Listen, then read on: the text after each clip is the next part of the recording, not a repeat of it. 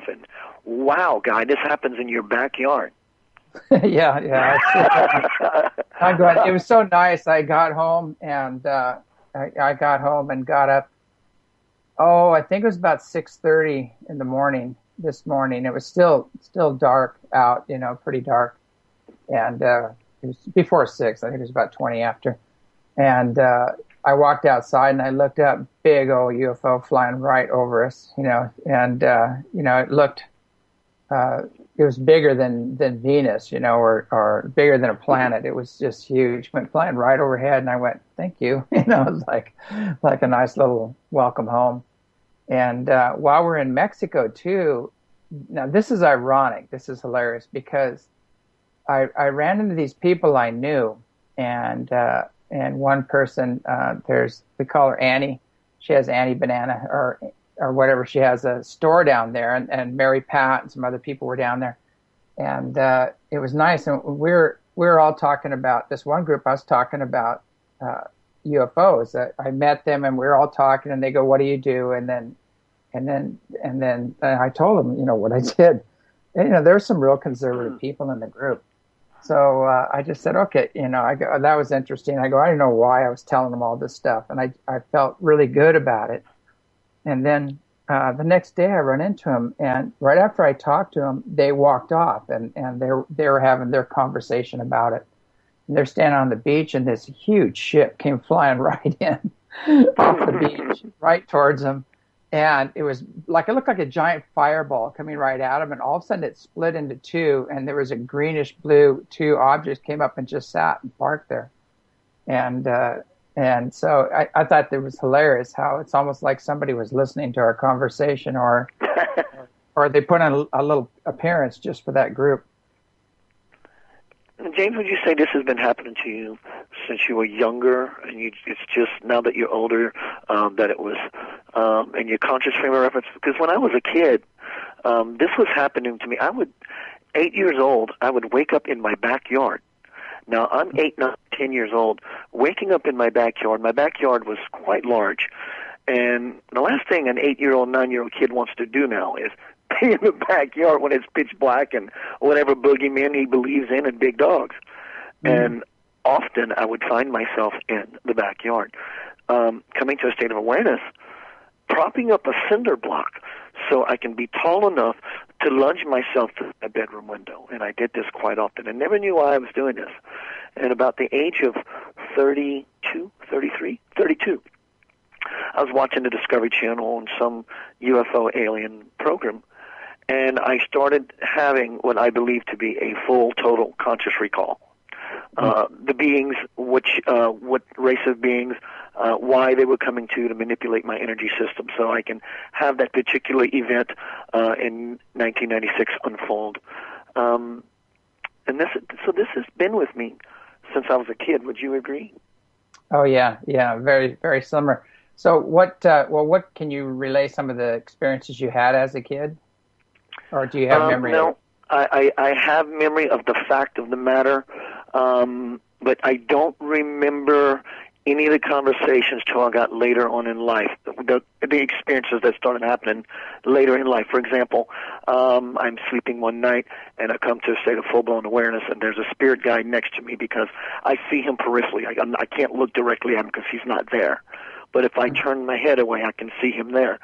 And the feeling that came over me, James, when I was aboard this craft was a celebratory, a graduation, congratulations kind of feeling. Keith, you've been a good participant, a very good boy all these years. Pat on the back, pat on the back. Your reward is to meet those in charge. And he said, meet this particular being, I think his name might have been Cheops. Out of the door on the right, this 5'7", very feminine energy, dressed all in earth tones. I'm not sure if he had hair or headdress, but everything was earth tones. And I can feel the power and the authority come off of this being. And he says, now I want you to meet the head guy.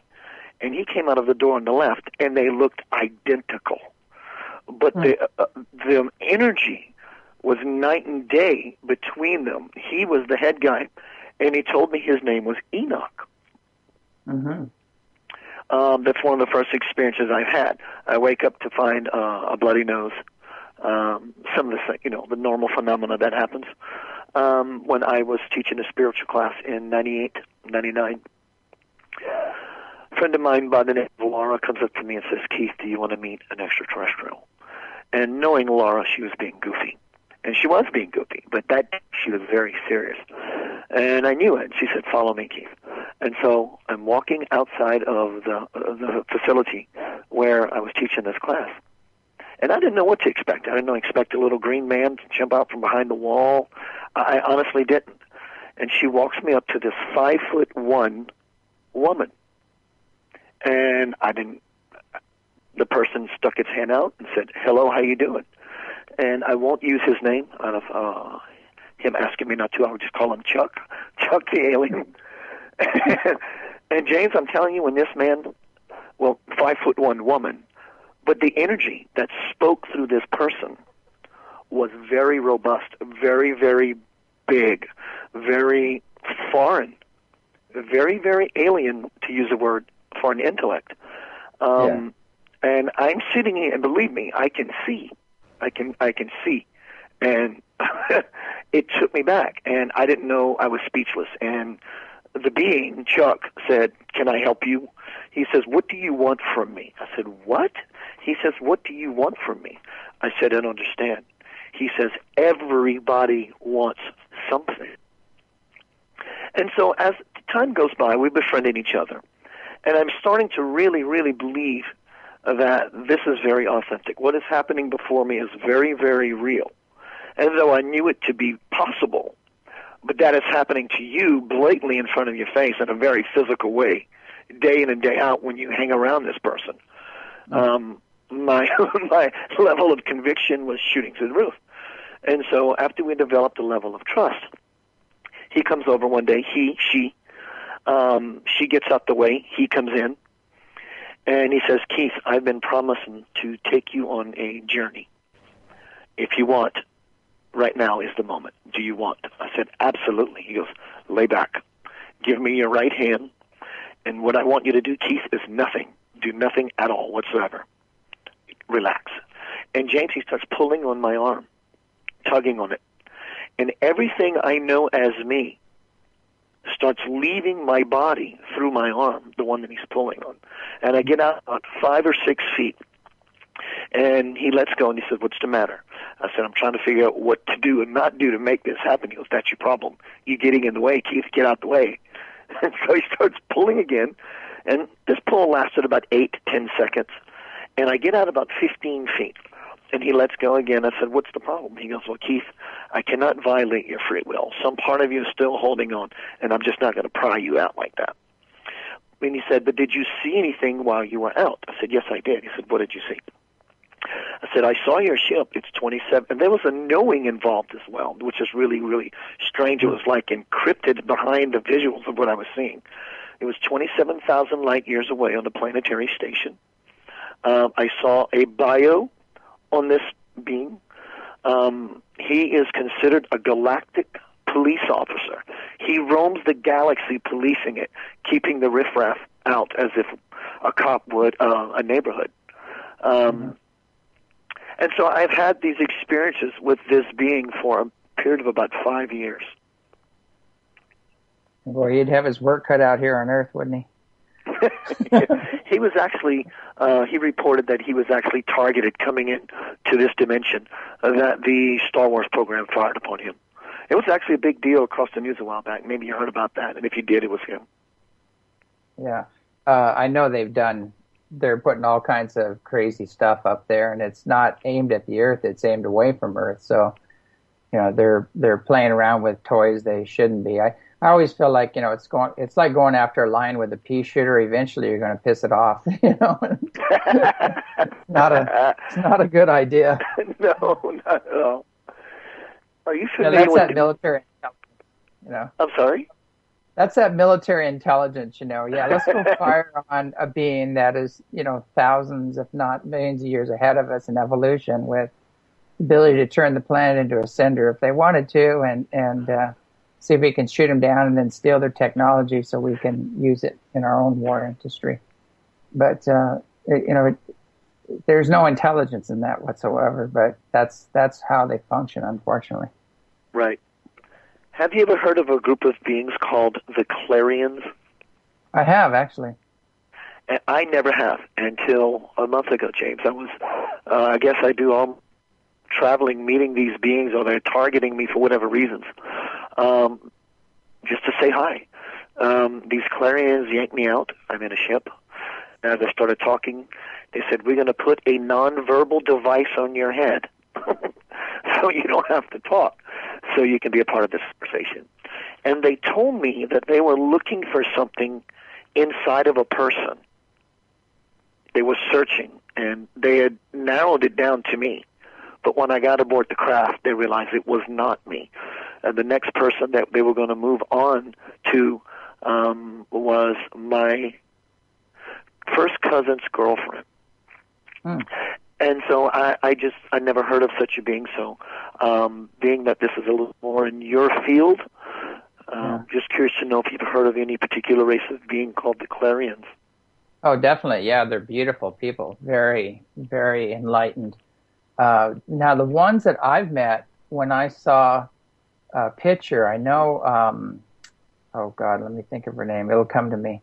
She has photographs. There's a guy that's having contact with him in, I believe, Mexico. And he has photographs. Paula Harris. If you go to Paula Harris's site, there's pictures of the Clarions. And what was strange is they were contacting me, and I didn't know who they were, and I thought a female was contacting me, and I thought she was a little girl. I just thought she was a little girl, but there was something about her that was, she was very wise beyond her years. And when I looked at her, she just looked like a very young woman, a little girl, very kind of small too, not real tall, maybe 5 feet at the most or so. But they have a field around them, an energy around them, and they look different, very sweet, just real sweet beings. But when I found out later that she was, much older than I thought she was, and the same thing happened with one of the Palladians that I was working with. I found out that she was, she looked 25, but she turned out to be about 430 in her time. In her time, as timeline, you might say, but and then she told me she was coming from 2 million years from the future, that she was coming back in time, and she was 430 years old on her timeline. So wow, it's quite interesting, some of these beings. But there's been so many beings that I've connected with. The ones I'm really fascinated with lately are the felines, the ones coming from Sirius. I saw some of your videos with the woman feline. Yeah. Yeah, they're I'm just fascinated with them. They're they're so loving and so powerful, and I thought I was going nuts after having that experience, and then I found out they're all throughout history. They called them Narstringa over in India, and they called them Sekhmet was in Egypt, but they've been around forever, and they're benevolent protectors. What was the name of this person? The website of the Clarions? What was their first name? Oh, Paula Harris. Paula Hera? Yeah, Harris. Okay. And there's actually photographs of the Clarions on there. She was up here at the ranch doing a presentation. When I saw the photograph, I went, "Oh my God!" Like that's who those beings were. And what's funny is that you meet these beings, and you have to be careful not to project your program onto them or your belief structure, because they're totally different. It's they're so beautiful and sweet, and but there's a very ancient being in there, or an extremely advanced, very knowledgeable being in there. So it's I had another experience once when I saw a real small guy, and I looked at him and I go, "What a cute little guy," because there's 2 huge beings standing next to him, and then he looked at me and I got a headache you wouldn't believe, and I found out he was the leader. Oh my goodness. So there's kind of some ethics, or whatever. I don't know what ethics, but there's another word for that. But there's things we have to learn when we go experiencing all these other races.